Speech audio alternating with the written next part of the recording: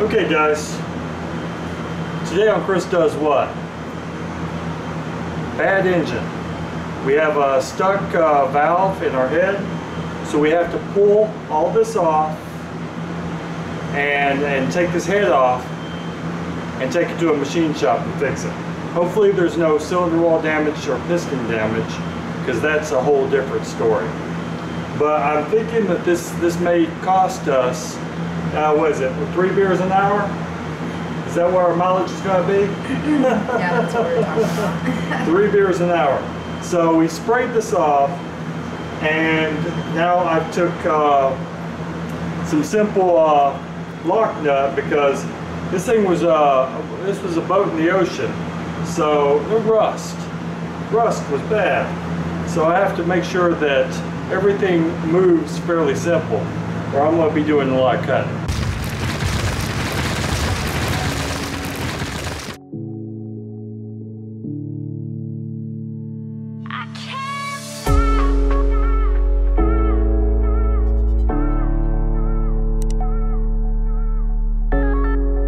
Okay, so as we take this off, we're going to have to take this fuel line off, we're going to have to take this carburetor off, we're going to have to mark all these lines, we're going to probably use masking tape to mark, say 1, 1, 2, 2, so that way we can put them all together quickly.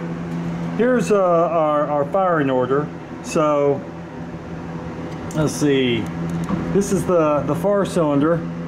So either that's 1 or 4 goes to here, and then here's cylinder number 2 here, 3 right here, and then we have 4 down here goes to right here.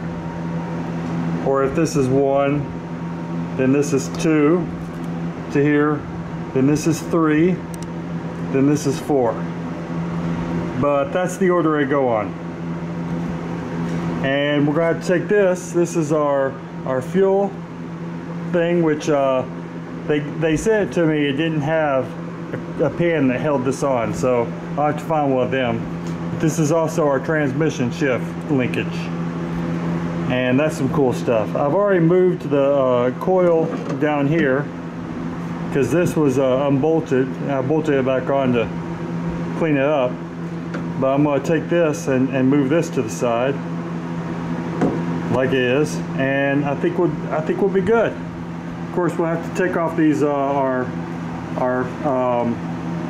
water inlets, and this is our thermostat housing. Just guessing here, but I think it is. And then of course the power steering pump is gone. I'll have to replace that. I can still steer it without power steering pump, but that would probably come in handy. Okay guys, so we took off the entire top end of this engine, including the head, and this engine did not look bad at all. Can you zoom in on the cylinder? So the cylinder, no ledge, not able to hang, so we're good on the cylinder. The head needs, it does have a valve that's stuck. But this gasket looks new, and it wasn't blown, nothing like that. So there was no head gasket failure caused by overheating. They just stuck a valve. Okay guys, so I soaked the cylinders. Well, I vacuumed them out first, and then I soaked the cylinders with lubricant, and then I put shop rags over the top of them to keep any dust or particles out. Now if we look at the cylinder head, you see this cylinder right here? This is the valve that's stuck, and I could probably beat it back down with a hammer, but I'm not going to do that. I'm just going to take this in and get it rebuilt. But the head, as far as the water ports and everything, this head looks really good. So I don't see there being a problem with rebuilding this head. I was really impressed with most all water ports on this. It also had a new intake and exhaust manifold.